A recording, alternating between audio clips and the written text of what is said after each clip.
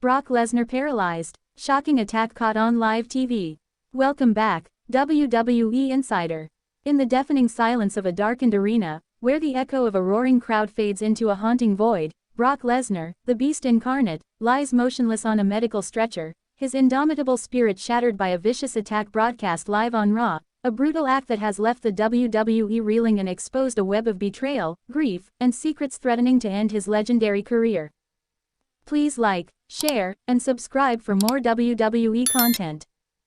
It began in the chaotic aftermath of a Hell in a Cell match, the metallic scent of blood and steel lingering as Brock trusted his longtime advocate, Paul Heyman, to guide his comeback, only to overhear a whispered phone call in a backstage corridor, Heyman's voice plotting with an unknown assailant to take Brock down for good.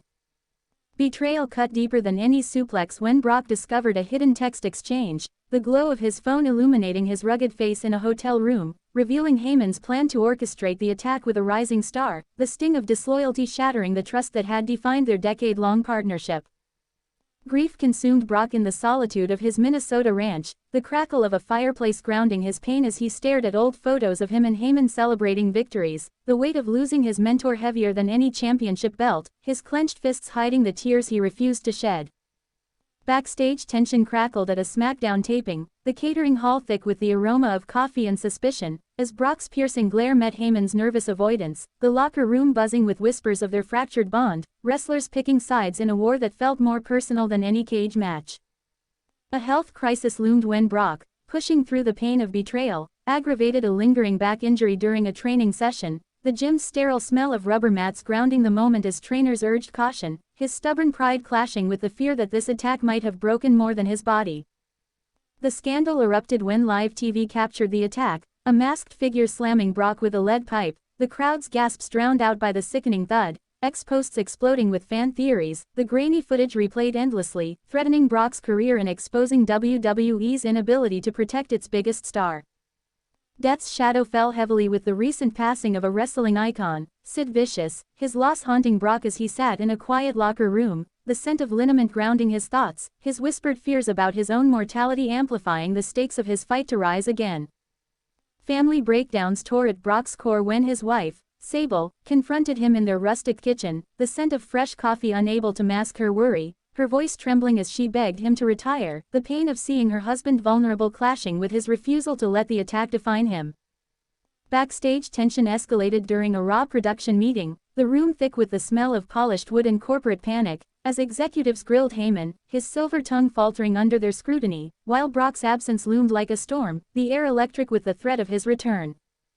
An emotional peak struck when Brock, still recovering, confronted Heyman in a hospital corridor, the sterile glow of fluorescent lights illuminating his rage, his voice breaking as he demanded answers, Heyman's excuses crumbling under the weight of their shared history, the raw pain of betrayal cutting deep. Betrayal deepened when the masked attacker was revealed as Bobby Lashley, a former ally, his confession spilling out in a tense gym showdown, the clank of weights masking his guilt, his ambition to surpass Brock's legacy, a second blow that left the beast questioning every alliance he'd ever made. Grief surged as Brock sat alone in a church pew, the scent of candle wax heavy, mourning not just the loss of trust but the erosion of his invincible persona, his prayers whispered in the dim light, a plea for strength to face a world where even the strongest could fall. A health crisis flared when doctors warned Brock of potential paralysis, the pain from the attack revealing spinal damage, the sterile beep of hospital monitors grounding his fear as Sable held his hand, their silent connection a lifeline, his resolve to fight on warring with the reality of his broken body. The scandal's fallout hit WWE's boardroom, the air thick with the scent of leather and tension, as executives debated Brock's future and Heyman's role, Lashley's defiance clashing with their demands for damage control, the room a battleground where loyalty and ambition collided.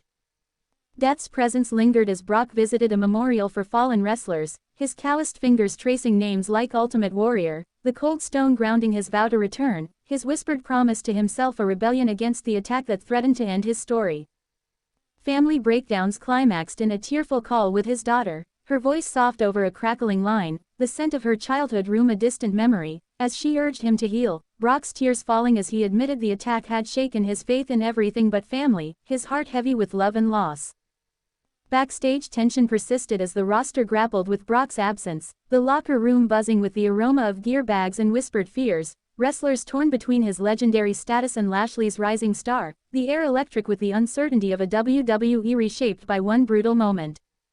In the end, as Brock fights to rise from the wreckage of betrayal and pain, we're left to wrestle with the fragile bonds of loyalty, the fierce love that fuels our battles, and the legacy we carve through every wound. Stay locked in, WWE Insider, for the raw, unyielding stories that pulse beneath the squared circle.